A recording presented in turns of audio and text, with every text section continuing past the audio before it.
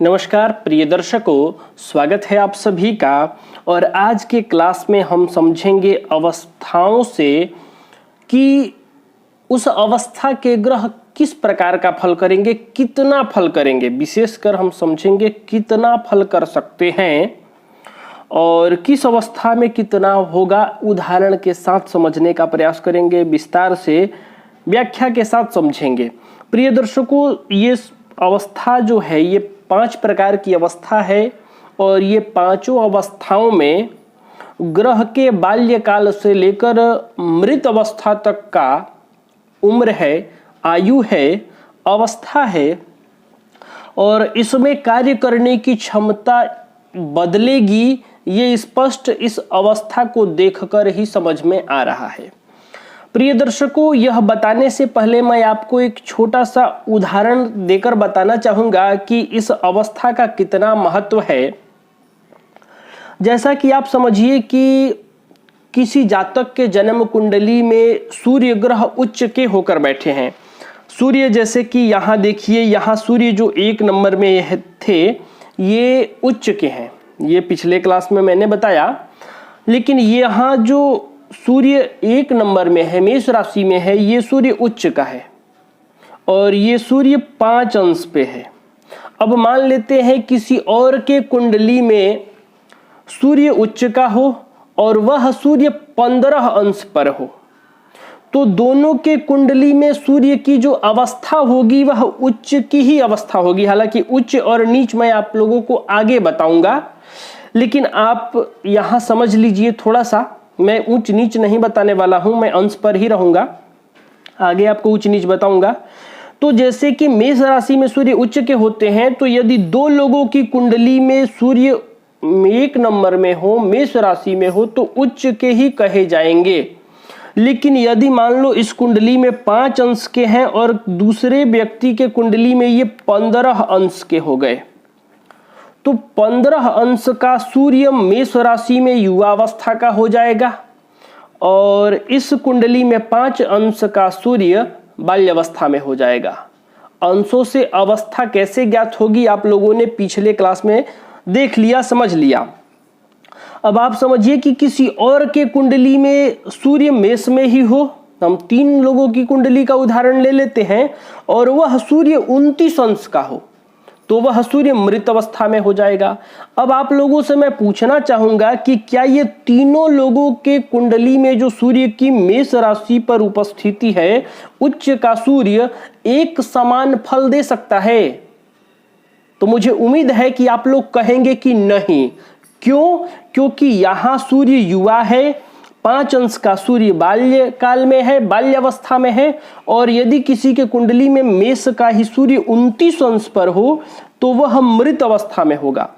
तो तीनों ही सूर्य की राशि तो एक मिली, लेकिन अवस्थाएं बदल गई और अवस्थाएं बदली तो उसके फल देने की क्षमता भी बदल जाएगा। बाल्यावस्था वाला सूर्य जो यहाँ है वह 15 अंश के अपेक्षा कम फल करेगा, 29 वाला भी कम फल करेगा। वह मृत अवस्था में है, न के बराबर फल करेगा। यानी दिख तो रहा है सूर्य उच्च का, लेकिन उच्च के जैसा फल नहीं करेगा और तीनों का जो फल होगा वह एक बराबर नहीं होगा। क्यों एक बराबर नहीं होगा? राशियां तो एक ही है, सूर्य मेष में ही है, उच्च का ही है, लेकिन अवस्था के कारण फल बदल जाएगा। तो कौन सा कितना फल करेगा आज मैं आपको बताने जा रहा हूं। और उसमें एक छोटा सा और बात समझने का है, वह मैं आगे आपको बताऊंगा। पहले ये समझते हैं, ये पांचों अवस्थाओं में एक अवस्था है जो सम राशि और विषम राशि दोनों में ही एक समान है अंश से, वह है युवा।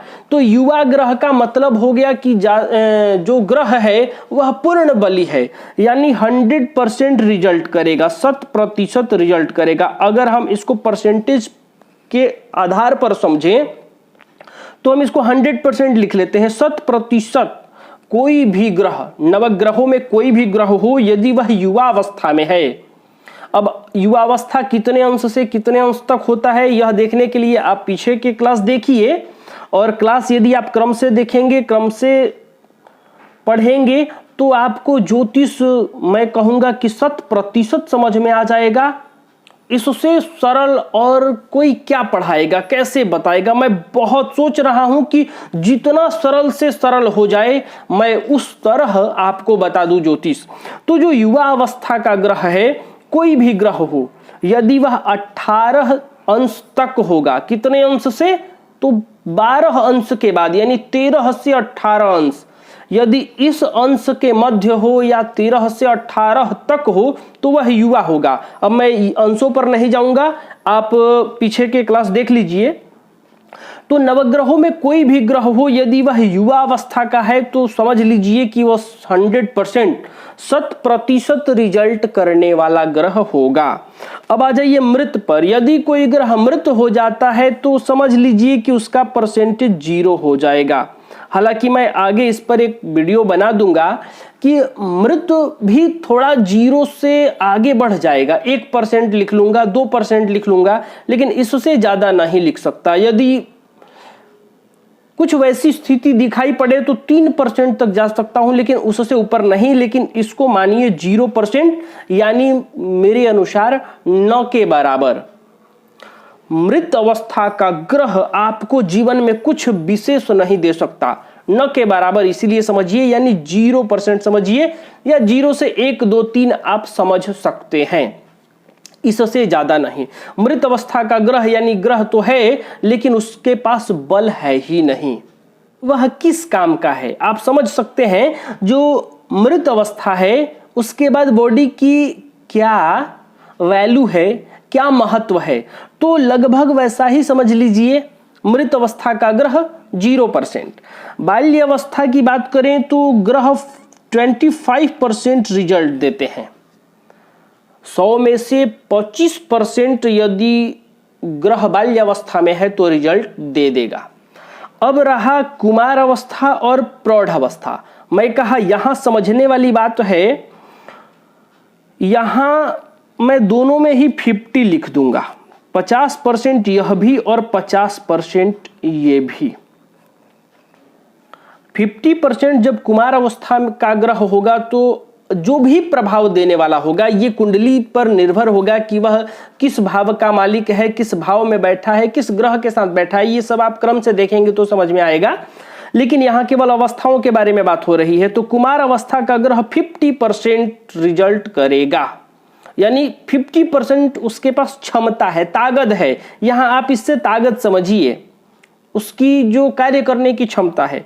प्रौढ़ अवस्था का भी ग्रह 50% देगा, यानी कहने का मतलब है कि युवा अवस्था से कम हो जाएगा प्रौढ़ अवस्था में और युवा अवस्था से कम हो जाएगा कुमार अवस्था में, और कुमार अवस्था और प्रौढ़ अवस्था से कम हो जाएगा बाल्य अवस्था में, और बाल्य अवस्था से भी कम होगा मृत अवस्था में। आप मेरे इस अंकों पर, आंकड़े पर मत जाइए, आप यह समझिए मोटा मोटी का यही लॉजिक है।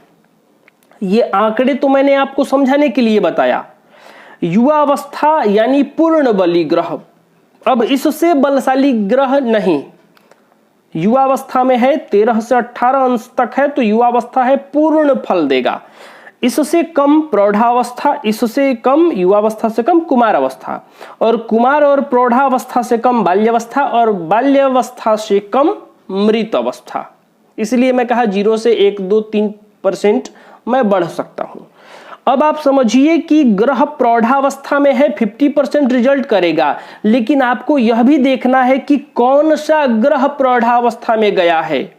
उदाहरण के लिए मैं आपको बताऊं तो यदि बृहस्पति प्रौढ़ावस्था में चले गए हो या शुक्र ग्रह प्रौढ़ावस्था में चले गए हो तो आप समझिए कि इस 50% से ऊपर भी रिजल्ट दे सकते हैं। 50% प्लस हो सकता है, 75 भी हो सकता है। अब मैं ऐसा क्यों कह रहा हूं, लेकिन 100 से कम ही होगा। ये बात आप तय मानिए कि 100 से कम ही होगा, युवावस्था से कम होगा, लेकिन 50 से ऊपर हो सकता है। मैं ऐसा इन दो ग्रहों के साथ क्यों कह रहा हूं, क्योंकि ये दो गुरु हैं, ये देव गुरु हैं तो ये दैत्य गुरु हैं, और गुरु का मतलब हो गया ज्ञान। प्रौढ़ावस्था में तो चले जाएंगे, इनके पास शारीरिक बल नहीं रहेगा, लेकिन ज्ञान का बल तो है, बुद्धि का बल तो है, विवेक का बल तो है। तो इस विवेक के बल पर, ज्ञान के बल पर ये 50% से ऊपर कार्य कर सकते हैं। इसलिए यह भी देखना है लॉजिकली कि कौन सा ग्रह प्रौढ़ावस्था में गया है। हालांकि ये 2 ही ग्रह आप समझिए, इससे आगे नहीं, ठीक है। 50% से भी ऊपर कार्य कर सकते हैं, क्योंकि प्रौढ़ावस्था में ये शारीरिक बल में तो नहीं होंगे, प्रौढ़ ही होंगे, वृद्ध ही होंगे, लेकिन ज्ञान के बल पर 50 से ऊपर भी कार्य कर सकते हैं। अब मान लीजिए कि कोई व्यक्ति है, बड़े ज्ञानी है, बड़े विवेकी है और वृद्ध हो गया है, तो वह अपने शारीरिक बल से काम नहीं कर सकता है, लेकिन अपने दिमाग से काम करवा तो सकता है किसी से। बस वही स्थिति यहां इन दोनों के साथ होगी, तो मैंने कहा 50% से ऊपर काम करेगा। अब आ जाइए कुमार ग्रह के बारे में बात करें, तो ये कुमार ग्रह में जो होगा वह ये अवस्था होती है कि जो एक व्यक्ति का नवयुवक का उम्र होता है, जवानी का उम्र होता है, युवा से जस्ट पहले, यानी नया खून जिसको कहते हैं ना कि नया खून है, तो वह अवस्था होती है। तो इस अवस्था में यदि मंगल जैसा कोई ग्रह हो, मंगल जैसा, मंगल हो, पराक्रमी है, ऊर्जावान है, साहसी है, हिम्मतवान है, तो इस तरह का ग्रह हो कोई, या ये ग्रह हो, तो भी ये 50% से ऊपर रिजल्ट कर सकता है। क्यों? क्योंकि हिम्मत के बल पे, शक्ति के बल पे, ताकत के बल पे, क्योंकि अभी इसके पास जो होगा वह नवयुवक उम्र में है, कुमार अवस्था का ग्रह है, कुमार अवस्था में है, और मंगल जो है वो ऊर्जावान ग्रह है, शक्तिशाली ग्रह है, शक्ति, साहस, हिम्मत मंगल के पास है। तो ये कहीं ना कहीं 50% से थोड़ा सा ऊपर रिजल्ट कर सकता है। तो प्रिय दर्शकों, ये था जिसके अनुसार आप अवस्था को देखकर यह तय कीजिए कि ग्रह कितना फल कर सकता है, क्योंकि फलादेश करते समय हमें यही नोट करना होता है, यही ज्ञात करना होता है कि इस प्रकार की ग्रह स्थितियां बन रही हैं तो ये क्या फल कर सकता है, कितना फल दे सकता है।